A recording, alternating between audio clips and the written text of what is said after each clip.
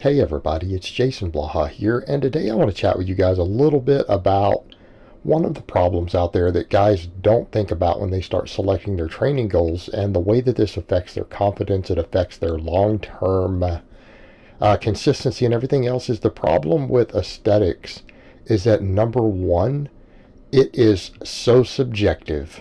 It is so subjective, and there are things that can happen that can cause you to never have what you would consider an aesthetic physique, no matter how hard you try.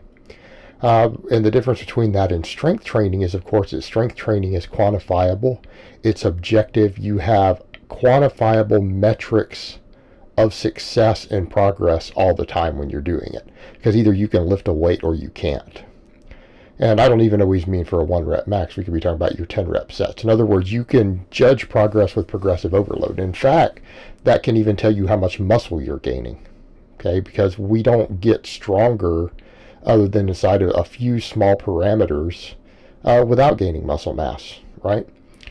And people say, well, you're just hating because you're not aesthetic. No, I'm not at all, because I'm not going to get into the mindset and the whole other argument I make on that. I don't think there's any need to go there. I don't think there's any need for me to be insulting. Let's just state the things that I've observed over the years watching lifters, the things I've observed as a coach.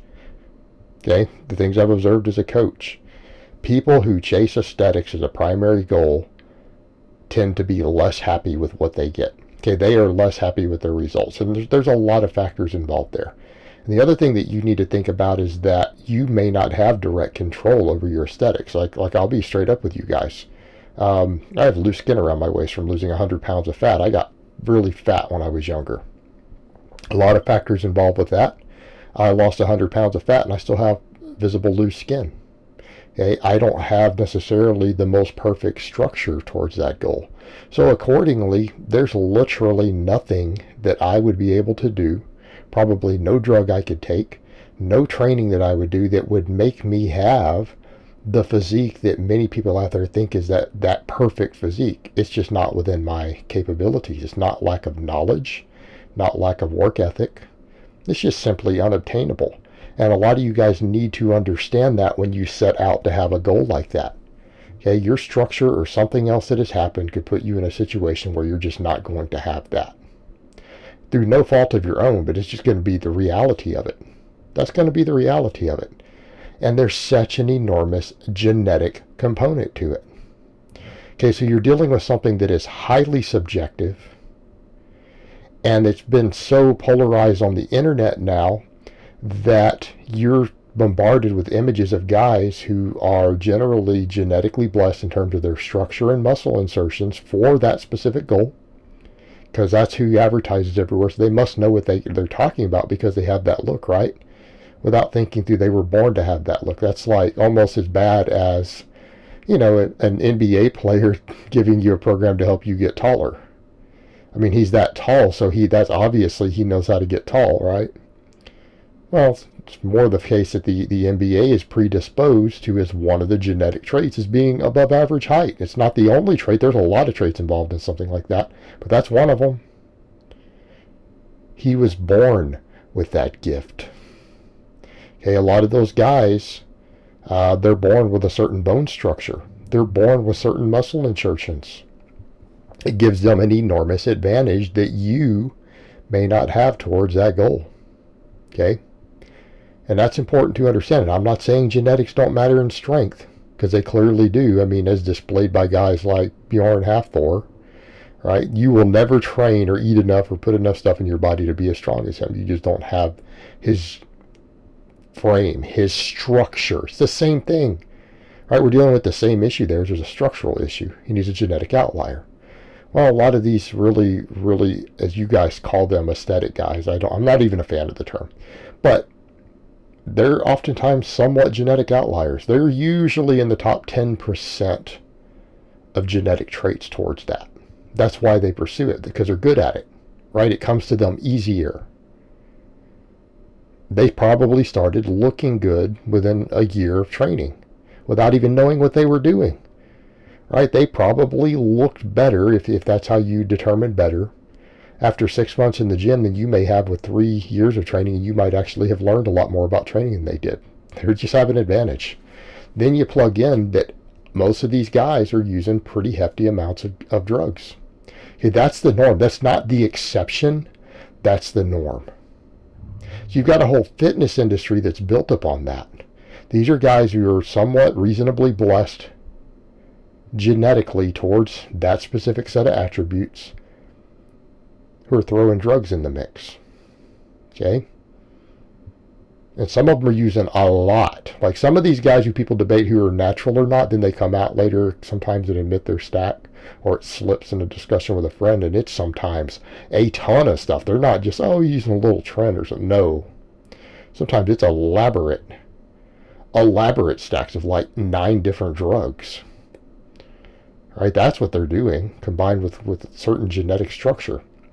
So that's what you're comparing yourself to. And the problem is that when you're chasing that goal, you are forced to compare yourself to those people, because that's where you go for information. That's the community that people look at.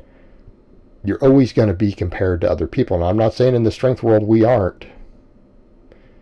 But if you guys notice, the strength world is different. The strength world is very accepting. You can come in and place 17th at a powerlifting meet and everyone's going to cheer you and accept you in the brotherhood. Does that make sense?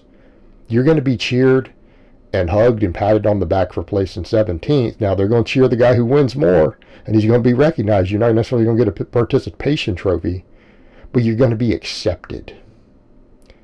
Hey, that's not going to be the same in that aesthetics community. You're not going to be accepted just because you put in hard work. It's just a different animal. And you're going to be compared negatively. And you're going to be compared negatively by people who feel the need to throw insults continually because you don't meet their expectations. You'll be looked down on. You're going to be insulted. And you're going to be compared to people who are going to insult you. It's a different community. And the big issue you have with that, then on top of all of it, it's subjective. The guys who chase those goals tend to start to develop body image disorders. They develop insecurities. And because they're continually comparing themselves in a subjective environment to people who they perceive as having achieved this goal far greater than them, people tend to get more insecure. Like a lot of guys are like, well, I'm going to lift weights and I'm going to train and look better so that I can feel better about myself. And if you choose to do that and you completely avoid certain goals, you will. But when you start chasing the look thing and you get around the fitness world, you can't just look good to the average person. Okay, if the average person says, hey, that guy looks good, he's in shape, who's outside of that community, there's still a 90% chance people in that community are going to tell you that you look like trash. And you want to talk about destroying your confidence when you really and truly care about how good you look and you put a lot of work into it and you put value into it, and then other people from the same sort of community come online and tell you, you look like trash, you look like hammered dog shit, you look like garbage.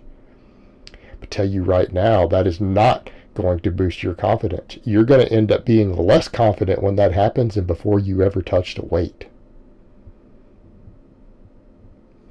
Even more so, any insecurity or lack of confidence that you have is going to bleed through in the way that you perceive yourself in that subjective manner. Okay, because everyone else out there outside of that community, you might reach a point where they say, hey, that guy looks good. That guy's in shape. Right? They'll be saying that about you. But you won't see yourself that way. So what ends up happening with the guys who chase this, they're never happy. When they look better than 99% of the guys at the beach, they don't see it. They can't see it, and they're still not happy because it's subjective. You can't measure it. It's based upon how you perceive yourself. And actually, you would do better in that environment if you just lied to yourself and convinced yourself that you actually looked better than you do. You would exude more confidence. You would get more respect than if you actually looked better but had less confidence about it. You would actually do better.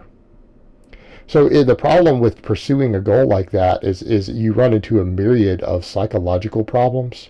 You run into a lot of social problems from the community built around it, and it's subjective. You do not have quantifiable metrics of success other than whatever you perceive.